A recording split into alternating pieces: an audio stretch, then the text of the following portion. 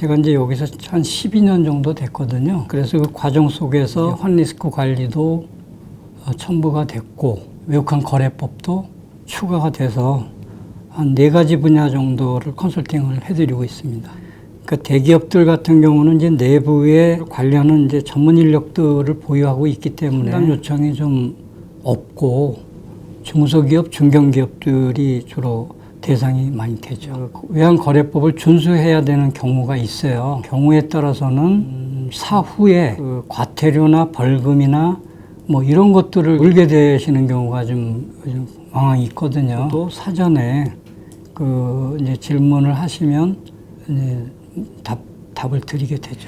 관련된 정보나 지식이 나름대로 많이 이제 축적이 되어 있는 상태인데, 대면 컨설팅이나 강의를 통해서 더 많은 기업 또는 더 많은 업무 담당자분들께 부담 없이, 아낌없이 전달을 하고 싶은 게 저의 목표입니다. 수출입 계약을 하시고 환율 급락, 급등으로 인해서 발생할 수 있는 거래 환리스크 인식을 하셔야 됩니다. 왜냐하면 이거는 계약 시점부터 대금 결제할 때까지 기간이 꽤 소요되기 때문에 기간이 길면 길수록 환율의 변동폭은 커질 수 있는 가능성이 있어서 그렇습니다. 그 다음에 환율에 대한 어떤 그 정보를 늘상 그 마음의 부담을 좀 갖고 계셔야 된다는 거죠. 그래서 그 환율에 대한 그 정보가 없는 상태에서 그 단가가 뭐 책정이 잘못되거나 경쟁에서 지게 되면 가격 경쟁 상실로 인해서 해외 영업이 어려워지게 되거든요. 가격 경쟁력 상실로 인해서 그 해외 거래처 개척에 어려움이 발생할 수 있으니까 좀 관심을 늘 기울이셨으면 좋겠습니다.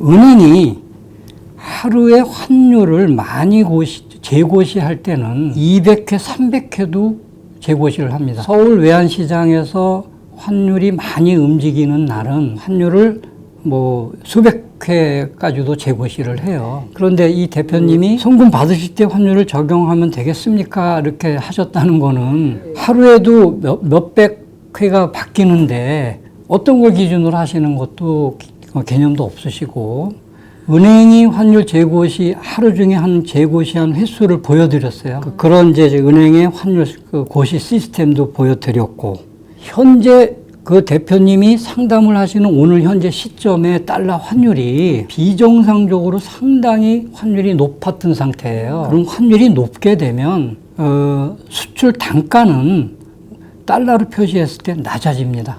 그 환율이 많이 상승한 상태에서 수출 단가를 산출을 하시게 되면 수출 단가가 낮아서 일단 매출액이 떨어질 수가 있죠.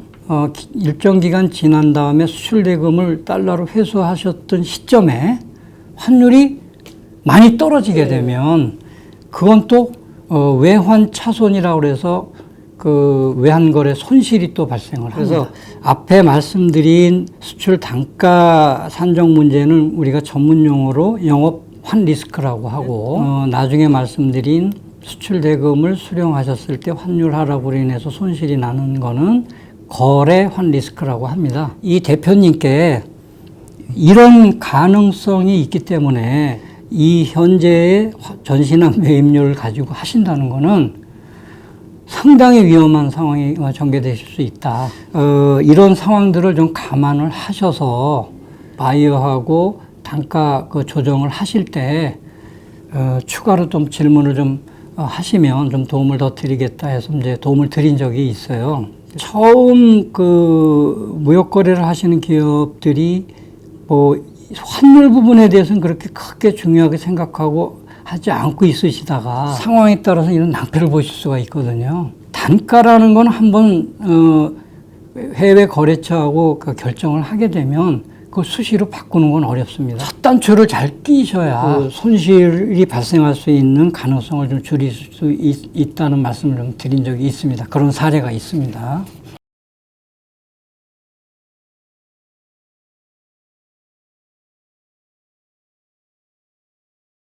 최근에 가장 이슈가 되고 있는 사안은 금리 인상이 아닌 그동안에 코로나로 인해서 그 자금을 굉장히 많이 풀었잖아요. 각국 정부가 푸른 자금을 갖고 지금 경제가 버티고 있는 상황입니다. 그래서 이게 돈이 너무 많이 풀리다 보니까 이제 인플레이션 문제가 좀 대두가 좀 되고 있어요. 그래서 금리 인상을 말고 또 테이퍼링이라는 걸 좀 할 수 있습니다. 테이퍼링은 그동안에 돈을 풀었던 거를 다시 이제 흡수를 하는, 미국이 조기 금리 인상을 할 거냐, 조기 테이퍼링을 할 거냐, 이게 가능성이 최근에 많이 대두가 됐어요. 달러가 상당히 좀 강세로 지금 하반기 들어서 이게 미국의 어떤 조기 금리 인상이나 조기 테이퍼링 가능성이 계속 지속이 돼서 달러가 추가로 더 강세로 갈 거냐 안 갈 거냐. 또 시장 일각에서는 지금 미국 경제가 호조가 계속 좀 보이고 있지만 또 일각에서는 정점에 달았다. 다른 경제 지표가 좋아서 그동안에 달러 강세가 유지됐던 게 반대 방향으로 상황이 전개될 경우 미국 연준이 그 시장의 예상과 달리 그 금리 인상이나 테이퍼링 관련된 이런 조치들을 그 조기의 가능성을 언급하지 않고 그게 더 익스텐션, 자꾸 연장이 될 가능성이 만약 보인다고 하면 달러 강세는 조금 이렇게 좀 누그러질 수도 있습니다. 그래서 그런 것들을 좀 감안을 하셔야 될 것 같아요. 그래서 그 델타 변이 바이러스 문제가 이게 이제 큰 문제예요. 지금 환율이 상당히 좀 달러 강세로 가고 있어요.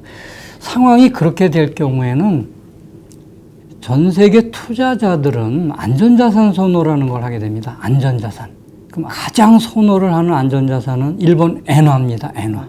우리 원화 기준으로 볼 때는 달러도 강세로 갈 수 있지만 엔화도 강세로 갈 수 있는 가능성은 또 열어둬야 돼요. 어떻게 단적으로 말씀드리기에는 복합 요인들이 너무 많아서 오늘 인터뷰에서 말씀드리기는 좀 한계가 있습니다. 그래서 향후 이런 점에 대해서 좀 우리 중소기업들, 중견기업들 담당하시는 분들이 궁금하시게 되면 무역협회 트레이드 SO에트 컨설팅 센터에 문의를 해 주십시오.